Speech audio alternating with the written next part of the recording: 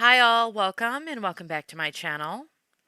In this video, I want to share some updates with you in the case of 13-year-old Madeline Soto, who was reported missing on February 26th of 2024, and her body was found in a field miles from her home in St. Cloud, Florida on March 1st. If you've been following the case, then you know Madeline's mother's boyfriend was arrested 2 days after her disappearance and was charged with 60 counts of abusing Maddie in their Kissimmee home. But he was not charged with her murder. And even at the time of this video, nobody has been charged with her murder yet. Police stated in a previous press conference that they were waiting for the medical examiner's report to learn the cause and manner of death in order to move forward with charges for her murder. And now, we've learned that the medical examiner has completed the report, but will not be releasing it to the public. But police did release the 911 calls made the day Maddie's mom claimed she went missing. And although they are difficult to hear at times, I'll play them for you now. 911, what is the location of the emergency? Okay, what's going on at Vinny? Please fire medical. No, it's not a medical issue. We have a missing child since this morning. We already called 3 times, and the police didn't show up yet. Are you listening? Or Yes. do you know? Okay. Yes. Yes, ma'am. I see it right here for you. Yes, ma'am. I see it. This is waiting for a deputy to respond. They haven't come here yet. I'm aware, ma'am. I see it. It's waiting for a deputy to respond. You're waiting for a deputy to respond? Yes, ma'am.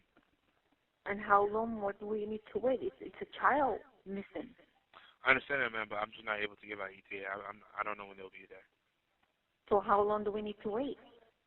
This Ma'am, is an emergency. ma'am, we have the information, but they're trying to get there someone as soon as possible. So this is not important for you guys? Really? Ma'am, we are very busy in the area. Look, I understand they'll be there as soon as they can, okay? Hmm.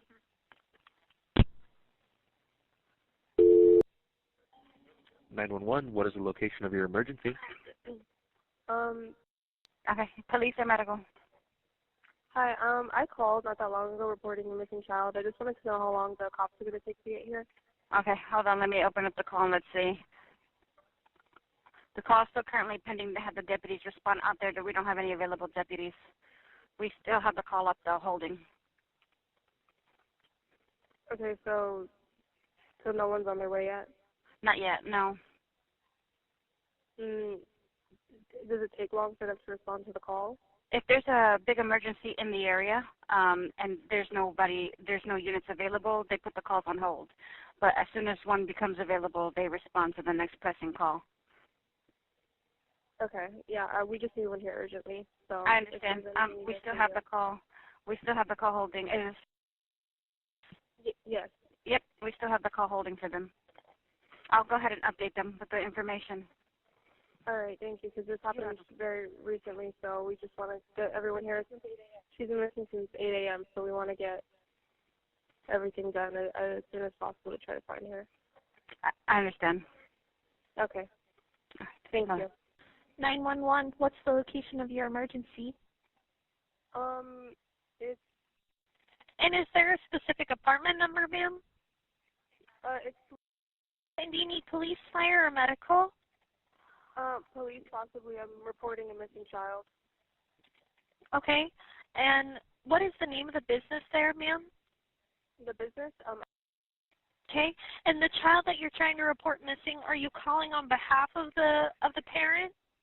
Yes, on behalf of the mother. She's my Okay. Okay. And then and ma'am, how old is the child? She's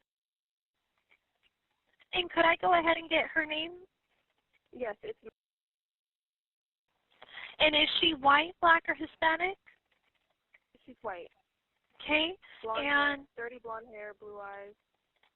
okay, hold on with me here. And then what color shirt and pants was she last seen wearing? Hold on, let me ask. Then, what color shirt and like what was she last wearing? Hold on, we're finding out. Okay, and then how long has it been, though, since you guys have last seen her? Since this morning. She was dropped off at school this morning, and apparently she never showed up. We called everyone we knew. No one's seen her. Okay. And then, so, ma'am, I just want to confirm, though, was she last seen from this address? Is this where you guys last saw her? No. She was last seen at the church next to Hunters Creek Middle School. I think it's called Peace Church. I'm not sure of the exact address.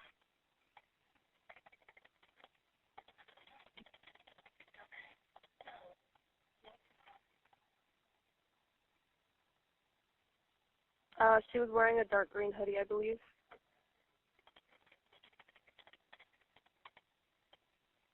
What is the name of the church? I think it's. I'm pretty sure it's called Peace Church. It's the one right next to Hunters Creek Middle School. It's the. Well, no. Got it. It's across the street from it. I believe so. Yeah. There's two. I just forgot about the other one. It's not Focal Point Church. It's. Well, is it Peace United Methodist Church? Yes. Okay. That one.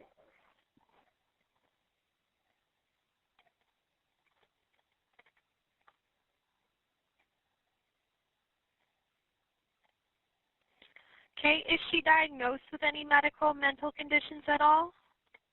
I know she takes medication for ADHD, and I'm pretty sure that's it. Okay. Sorry, bear with me here. And is she known to carry anything on her person, like a pocket knife, pepper spray, anything at all like that? No, Okay. no, nothing like that. Does she have a cell phone that she might keep on her person? She doesn't. She had one, but she left it at home conveniently today. Okay. Right there. It's over there. Okay.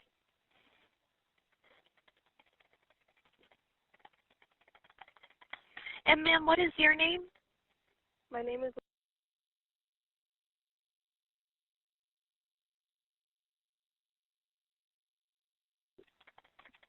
Okay, perfect. Thank you. And just so we recognize you when we arrive there, though, at the advance to come meet with you guys, are you, ma'am, white, black, Indian, Asian, or Hispanic? I'm Hispanic. And what color shirt and pants will you be wearing? Pants, dark wash jeans. I have a green cardigan on and a white shirt. Thank you. And I just need to verbally confirm is all. Do you have any at all weapons on your person?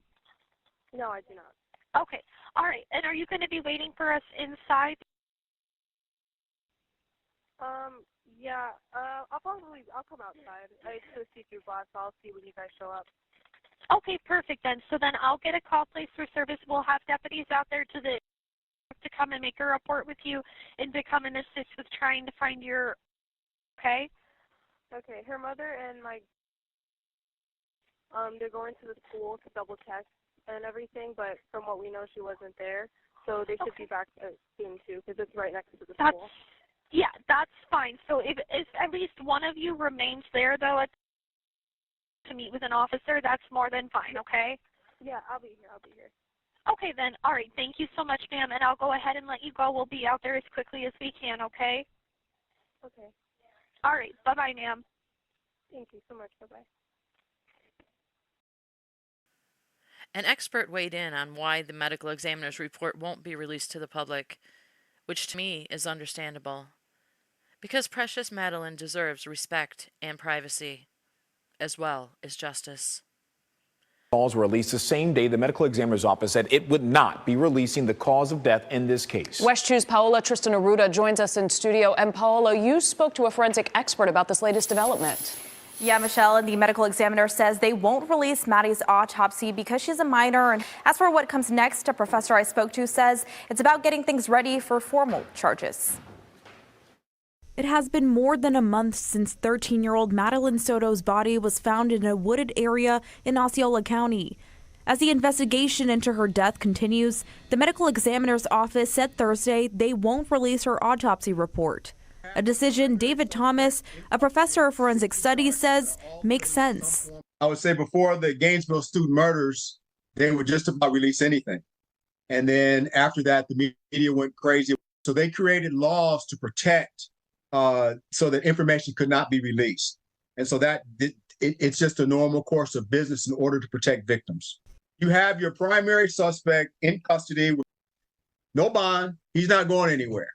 So in order to make sure that the agency does everything correctly, and there's no ifs, ands, and buts about it, they are being very methodical to get to this point to where they can say, okay, we're ready to make formal charges now. Thomas says since Stearns is already being held in jail, he thinks the public should be mindful of this and appreciate that law enforcement is taking their time to make sure they get all of the evidence and everything they need to get this case right and bring justice for Maddie. I want to see those responsible for her death held accountable, like yesterday. And I'm not so sure they already have their prime suspect in custody. But the state attorney also explained a bit why police aren't rushing to make an arrest in this case yet in a brief press conference. I have some other questions that I want to ask you about. Any update that you can give on the Maddie Soto case? I know when we spoke with Kissimmee Police at their last news conference, they said they're still waiting on medical examiner's report. Do we have an update on that, how she was killed, where she was killed, any timeline of murder charges? Yeah, so we are working still closely with our justice partners and the Kissimmee Police Department to gather all the information that we can. And so if we are able to, we will present that case and you'll have an update when we're able to speak about it. But no update on releasing any information about how she was killed? Yeah, so that's all good things that have to stay within the investigation is open and ongoing. And so the integrity of our cases depend on that information not being readily available, because the last thing we need is all when we saw with cases where you have to go out and find jurors from different jurisdictions. You have to bring in jurors to try a case because the case had become so well known to the people in the community that we can't present a fair trial. So we want to be able to present a fair trial. We want that case to be tried by the people of our circuit, and the people of our circuit to determine what's the best result for that case. One follow-up, is that a concern right now? I know when I spoke with experts, they said because of the high-profile nature of this case, it may have to be moved. Yeah, so that's exactly the reason why. So the less likelihood that we can, obviously we want to make sure that you are involved and that the public knows that we are working hard on the case. But when information and facts are to be leaked and things then take a turn where those type of things have to happen, where we have to maybe change a venue, where we have to import a jury and sequester a jury for a whole month or 2 months, depending on how long the case is going to take to present. And so it's a great cost to the citizens because taxpayers are paying for that. And I think it really takes out of the hands of the peers that should be trying the case. So the law wants you to look at your peers should be trying the case, not somebody from a different community. Somebody from your own community should be the people trying your case. Now, I've been covering Madeline's case, and if you've watched my previous videos about it, you already know I've made quite the deal about the time discrepancy between when Jen Soto claimed to call police after realizing Maddie was missing when she went to pick her up from school, and when police say they actually received her call at 8 p.m. that evening. And I called BS on Jen, claiming that 911 was called around 4:45 after hearing all the other inconsistencies in her story. But now that the 911 calls have finally been released, it seems I stand corrected. Apparently a number of calls were made to 911 to report Maddie missing, and the dispatcher claimed that an officer wasn't available to respond to the calls. As a matter of fact, one of the callers said it was the third time she called, and you could hear the frustration in her voice while asking how long they would have to wait for police to respond.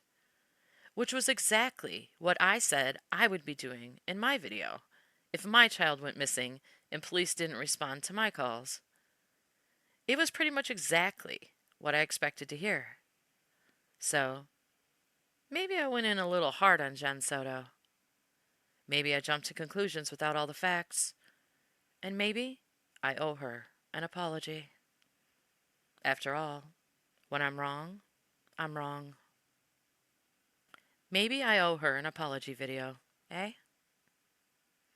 Except, I did notice one small detail about the 911 calls placed that day. I mean, call me picky because it was hardly even noticeable, but I did notice that not one of those 911 calls to report Madeline missing was placed by Jen Soto. You know what? Maybe I'll hold off on that apology video. You know, for now. Thank you so much for watching this update in Madeline's case. I appreciate it. Stay safe out there, and I'll see you on my next video.